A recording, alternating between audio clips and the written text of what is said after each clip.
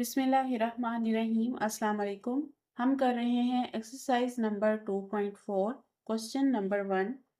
Without using calculator evaluate the following.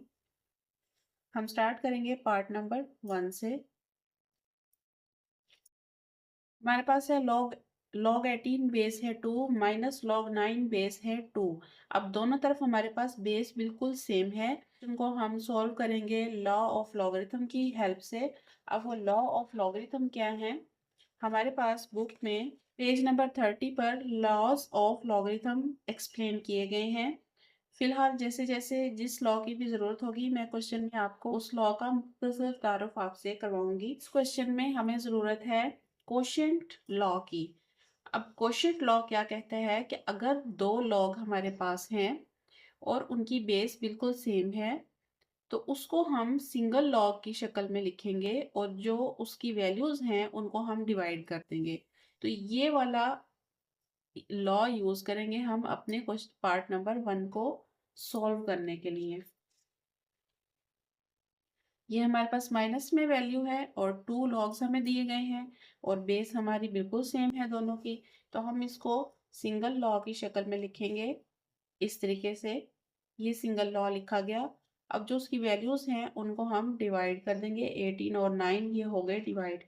अब 9 18 को cut कर देगा। 9 1 इज 9, 9 2 जार 18। तो हमारे पास आ गया log 2। ये बेस है, हमारे पास log 2 आ गया है। log की वैल्यू और बेस दोनों सेम आ जाएं तो है वो इक्वल होता है 1 के। तो इस तरह से ये हमारा आंसर आ गया है 1। पार्ट नंबर 2 है, हमारे पास log 64, इसकी बेस है 2। और है हमारे पास log 2, इसकी बेस भी है 2। और यहाँ इस क्वेश्चन को सॉल्व करने के लिए हमें चाहिए प्रोडक्ट लॉ। प्रोडक्ट लॉ के मुताबिक अगर हमारे पास दो लॉग हैं और उनकी बेस सेम है और वो दोनों प्लस हो रहे हैं, उनका साइन प्लस में है, तो हम उसको सिंगल लॉग की शक्ल में लिखेंगे और जो उसकी वैल्यूज होंगी उन दोनों को मल्टीप्लाई करेंगे। तो हमारे प्रोडक्ट लॉ के मुताबिक हमने इसको प्रोडक्ट में मल्टीप्लाई में चेंज करना है। तो हम इसको सिंगल लॉग की शक्ल में लिखेंगे। ये हो गया हमारा सिंगल लॉग और इन दोनों को हमने प्रोडक्ट की शक्ल में चेंज कर देना है। तो ये हमारा बन गया प्रोडक्ट 64 मल्टीप्लाई 2। अब 64 की हम फैक्टराइजेशन कर लेंगे। 64 की फैक्टराइजेशन करें। 2 3 jar 6, 2 2 jar 4, 2 1 is 2, 2 6 jar 12, 2 8s are 16, 2 4s are 8, 2 2s are 4, 2 1 is 2, 1 2 3 4 5 6। ये हमारे पास 6 टाइम 2 आ गया है। हम इसको लिख लेंगे log 2। 4 की फैक्टराइजेशन लिखेंगे। 6 टाइम हमारे पास आया है 2 और ये 2 हमारे पास पहले से ही मौजूद है। ये 6 टाइम 2 जो है ये हमारी फैक्टराइजेशन से आया है और ये 2 हमारे पास पहले से ही मौजूद है।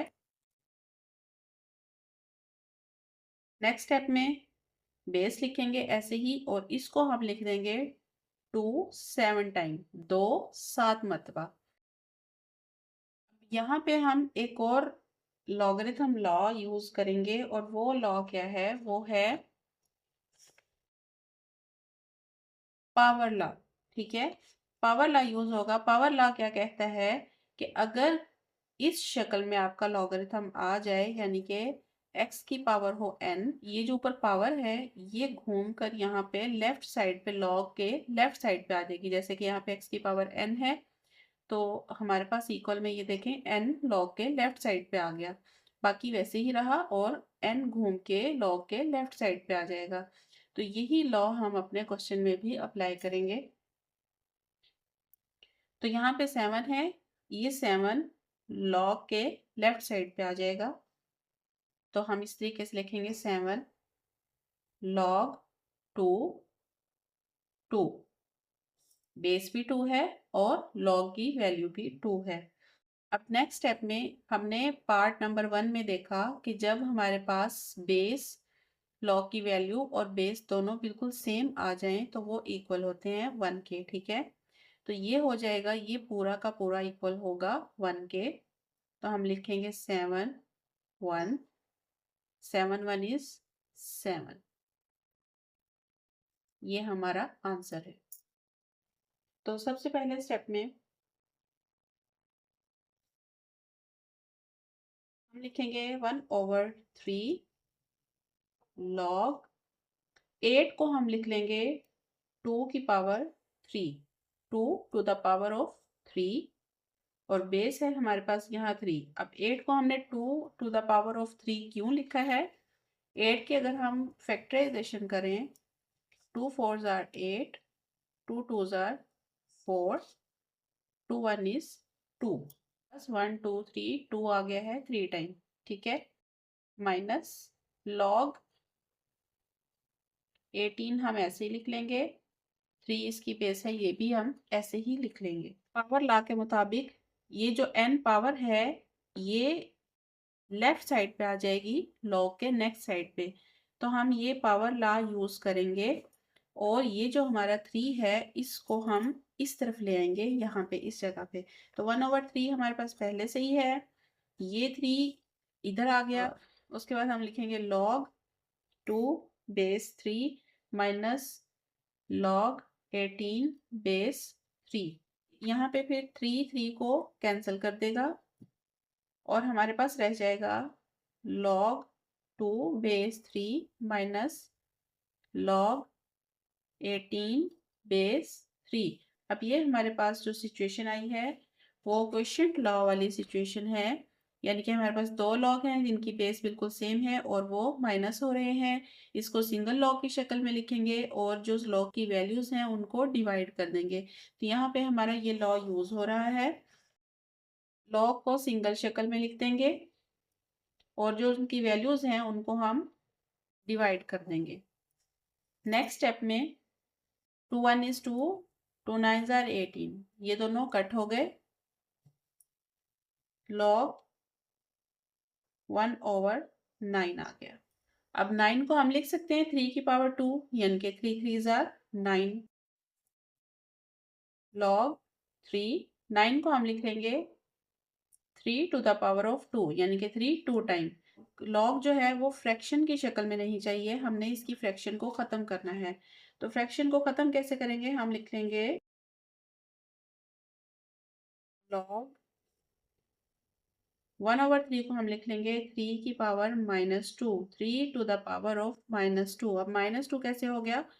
हम पहले भी बहुत सारे ऐसे क्वेश्चन कर चुके हैं जिनमें जब हम किसी भी वैल्यू को ऊपर से नीचे या नीचे से ऊपर मूव करते हैं तो उसकी पावर जो है वो अपना साइन चेंज कर लेती है। अगर पॉजिटिव होगी तो वो नेगेटिव बन जाएगी, अगर नेगेटिव होगी तो वो पॉजिटिव बन जाएगी।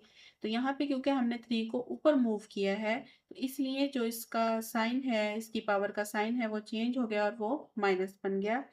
ये हम लिख लेंगे बेस 3। ये हमारा पावर लॉ बन गया है। पावर लॉ हमें क्या कहता है कि जब हमारी ये सिचुएशन बन जाए तो हमने क्या करना है, हमने जो ऊपर वाली पावर है, सबसे ऊपर जो पावर है उसको लॉग के लेफ्ट साइड पे ले आना है। ये देखिए यहाँ n पावर थी, n इधर आ गई लॉग के इस तरफ, ठीक है। तो यहाँ पे हमारा ये पावर लॉ यूज हो रहा है। ये लॉज आपने अच्छे तरीके से समझने हैं ताकि आपको बाद में कोई मुश्किल ना हो। तो ये -2 घूम के लॉग के लेफ्ट साइड पे आ गया। उसके बाद हम लिख लेंगे log 3 और 3, ठीक है। अब जब बेस और लॉग की वैल्यू दोनों बिल्कुल सेम आ जाएं तो वो इक्वल होती हैं 1 के। ये बात मैं आपको पार्ट नंबर 1 और पार्ट नंबर 2 दोनों में ही बता चुकी हूँ। तो ये हो जाएगी 1 के इक्वल -2 और ये हो जाएगा, ये पूरी वैल्यू आ जाएगी 1 के इक्वल। तो हमारा आंसर इस तरह से आ गया -2। पार्ट नंबर 4 में हम इसको तो ऐसे ही लिख लेंगे 2 log 2 प्लस log 25 को हम फैक्टराइज कर लेंगे, वो हो जाएगा 5 की power 2, 5 to the power of 2। Next step में यहाँ पे पावर लॉ यूज होगा। पावर लॉ यूज होने से 2 log के इस तरफ आ जाएगा, तो ये हमने लिख लिया log 5, ठीक है। अब दोनों में हमें एक चीज कॉमन नजर आ रही है, वो है 2। यहाँ पे भी 2 है और यहाँ पे भी 2 है। तो हम इन दोनों में से इस 2 को कॉमन ले लेंगे। ये 2 कॉमन आ गया।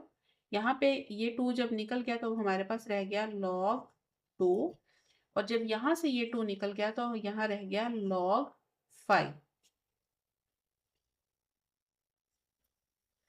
अब अगर इसको आप देखें तो हमारे पास प्रोडक्ट लॉ अप्लाई हो रहा है। यहाँ पे प्रोडक्ट लॉ क्या कहता है? प्रोडक्ट लॉ कहता है कि जब आपके पास दो लॉग इस शक्ल में आ जाएं कि दोनों की बेस बिल्कुल सेम हो और वो दोनों आपस में प्लस हो रहे हो, तो उनको हम सिंगल लॉग की शक्ल में लिखेंगे और जो उनकी वैल्यूज होंगी उनको मल्टीप्लाई कर देंगे, उनका प्रोडक्ट ले लेंगे। ठीक है, तो ये हमारे पास ये वाला लॉ इस टाइम इस अप्लाई हो रहा है हमारे क्वेश्चन में। तो इसको हम अप्लाई करेंगे। ये 2 तो ऐसे ही लिख लेंगे और लॉग को सिंगल शक्ल में लिखेंगे और लिखेंगे 2 मल्टीप्लाई 5। ये दोनों वैल्यूज जो है लॉग की वो मल्टीप्लाई हो गई। अच्छा, एक चीज़ और याद रखिएगा कि जब लॉग की कोई भी बेस नहीं दी गई होती तो उसका मतलब होता है कि इसकी बेस 10 है। वो यहाँ पे लिखी हुई नहीं है, लेकिन आम तौर पे ये देखें हमारे पास हमें बुक में ये चीज़ बताया गया, the base of a common logarithm is 10। जो कॉमन लॉगरिथम होता है उसकी बेस हमेशा 10 होती है। ठीक है, तो इस चीज़ को आपने याद रखना है कि ये यहाँ पे जब बेस नहीं दी गई तो इसका मतलब है कि बेस 10 है और दोनों की बेस बिल्कुल सेम है। इसीलिए हमारा जो प्रोडक्ट लॉ है वो यहाँ पे अप्लाई किया है मैंने। ये हो गया 2 log 10। अब ये हो गया log 10। मैंने आपको अभी बताया कि अगर log की बेस नहीं दी गई तो इसका मतलब है कि उसकी बेस ऑलरेडी 10 है। उसकी बेस और वैल्यू दोनों सेम आ जाएं तो वो इक्वल होता है 1 के। ये चीज़ हमें बाकायदा बुक में भी बताई गई है कि log 10 और उसकी बेस 10 होगी तो वो इक्वल होगा 1 के। 2 ऐसे ही आ जाएगा और इसकी जगह पे हम लिख देंगे 1। तो ये 2 1 इज 2। ये 2 हमारा आंसर है। नंबर 5 में फर्स्ट स्टेप में 1/3 को ऐसे ही लिखेंगे। log 64 को फैक्टराइज कर लेंगे और इसको हम लिखेंगे 4 टू द पावर ऑफ 3, यानी कि 4 4s आर 16, 16 4s आर 64। ठीक है, अगर हम इसको फैक्टराइज करें 64 को 4 से, 4 1 इज 4, तो यहाँ पे चला जाएगा, ये 24 बन जाएगा। तो 4 6 आर 24, 4 4s आर 16, 4 1 इज 4। तो हम इसको लिख लेंगे 4 टू द पावर ऑफ 3 और इसकी बेस भी है हमारे पास 4, प्लस इसको 2 को ऐसे ही लिखेंगे। log 25 को हम लिख लेंगे 5 टू द पावर ऑफ 2, यानी कि 5 5s आर 25, 5 2 टाइम। ठीक है, कुछ भी कह लें इसको, और इसकी बेस है 5। नेक्स्ट स्टेप में 1/3 को ऐसे ही लिख लेंगे। यहाँ पे हमारा पावर लॉ यूज होगा। पावर लॉ यूज होने से क्या होगा कि 3 हमारा इस तरफ आ जाएगा लॉग के लेफ्ट साइड पे। यहाँ पे हम इस 3 को लिख लेंगे। उसके बाद log 4, इसकी बेस है 4, और 2 यहाँ पे भी पावर लॉ यूज होगा और ये 2 लॉग के यहाँ पे लेफ्ट साइड पे आ जाएगा, तो उसको हम इस तरीके से लिख लेंगे। उसके बाद log 5 और बेस है 5। 3 को कट कर देगा तो हमारे पास है log 4, बेस है 4, plus 2 2s are 4, log 5 base 5। देखिए, बेस और log की वैल्यू जो है वो बिल्कुल सेम सेम आ गई। जब दोनों सेम आ जाएंगी तो ये हो जाएगी 1 के इक्वल, प्लस 4 ऐसे ही आ जाएगा। अब यहाँ पे देखें 5 5 दोनों बिल्कुल सेम सेम आ गई हैं, तो ये भी हो जाएगा 1। तो 1 plus 4 1 is 4, 1 plus 4 is equal to 5। ये हमारा आंसर है। पार्ट नंबर 6 में प्रोडक्ट लॉ अप्लाई हो रहा है। प्रोडक्ट लॉ के मुताबिक जब हमारे पास दो लॉगरिथम हैं, उनकी बेस बिल्कुल सेम है और वो दोनों प्लस हो रहे हैं, तो उसको हम सिंगल लॉ की शक्ल में इस तरीके से लिखेंगे और जो उन दोनों की वैल्यू होंगी उनको हम मल्टीप्लाई कर देंगे। तो इस लॉ को हम अप्लाई करेंगे अपने इस क्वेश्चन में। तो हम लॉग को सिंगल शक्ल में लिख लेंगे। सिंगल लॉग हमने लिख लिया, उसकी बेस है 3, क्योंकि दोनों तरफ बेस 3 ही है, और इन दोनों वैल्यूज को हम मल्टीप्लाई कर देंगे तो ये हो जाएगा 12 मल्टीप्लाई 0.25 नेक्स्ट स्टेप में हम इन दोनों को मल्टीप्लाई करेंगे। मल्टीप्लाई करने से हमारे पास आ रहा है आंसर 3। अब जब बेस और वैल्यू दोनों सेम हो गई लॉग की, तो ये होता है इक्वल 1 के, तो इस तरह से हमारा आंसर आ गया है 1।